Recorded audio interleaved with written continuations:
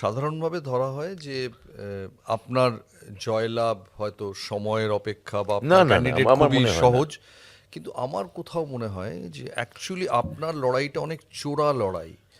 কারণ শিক্ষাক্ষেত্রে শিক্ষা নিয়োগ দুর্নীতি নিয়ে সাধারণের মনে এত অভিযোগ জমে রয়েছে যে আপনি হয়তো সরাসরি সেটার জন্য রেসপন্সিবল না হয়েও বকলমে তো আপনি রেসপন্সিবল। আমি যদি আপনার কেন্দ্রের ভোটার হতাম তাহলে আমি দেখতাম একদিকে ব্রাত্য বসু, একদিকে পার্থ চট্টোপাধ্যায় ও অর্পিতা।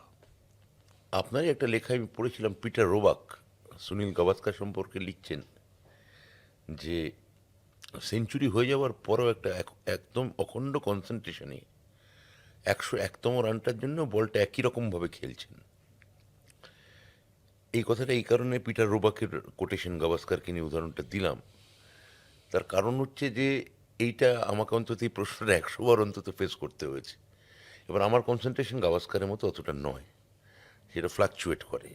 তো এবং খানিকটা বিরক্তিও লাগে যে যখন একই প্রশ্ন বারবার বলতে হয়। তবে আপনি যেহেতু বলছেন, মানুষের মনের ভাষা যদি একই কথা হয় তাতে হ্যাঁ, কিন্তু শুনতেই আমার হবে। আমার নিজের আপনি ধারণা, জনপ্রতিনিধি।